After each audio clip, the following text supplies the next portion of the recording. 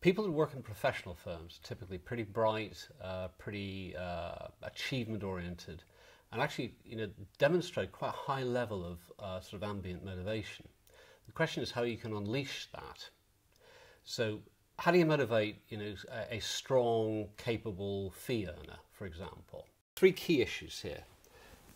The first is that professionals tend to be pretty self-motivated already. Very interested in the intrinsic nature of the work, so their personal liking for the work that they do tends to be quite high, and that actually acts as a key motivator in its own right. So you get a situation where if you can create a sufficient challenge in the work, the professional will face it, because they're pretty smart and pretty able, they'll face it with a reasonable confidence.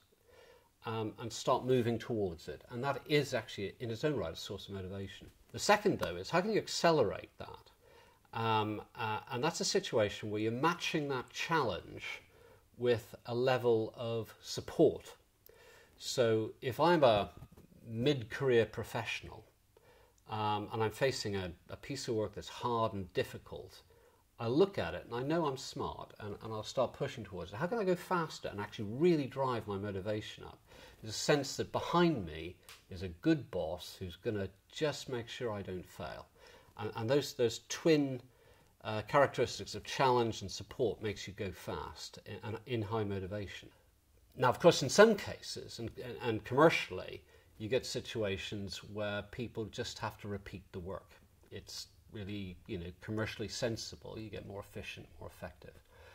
What we know in data, a thing called the rule of three applies. So as a professional faces the work, first time, high challenge, high motivation. Second time, very high challenge, very high motivation as they validate what they do. Third time, motivation starts to dip. And it goes lower and lower after that. Now, economically, of course, you want to keep giving the person that work, of course. So, rule of three applies. Can you push new challenge at them on every third or fourth occasion? That keeps the ambient, the constant level of motivation high. Now, if you can't do that, what we know is that you bring the bigger picture into play. The work might be repetitive, but this is an important client, and we need to grow this client. Make them feel part of the enterprise, make them understand the why.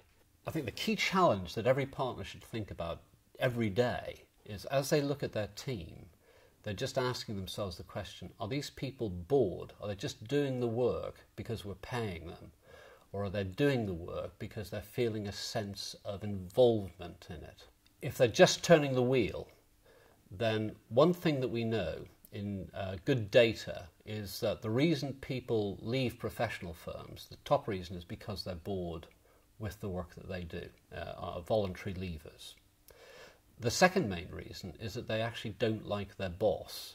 And the reason they don't like the boss isn't providing them with the right level of challenge in work and support in leadership. So add them up together and it's about work challenge and work support and bringing context in.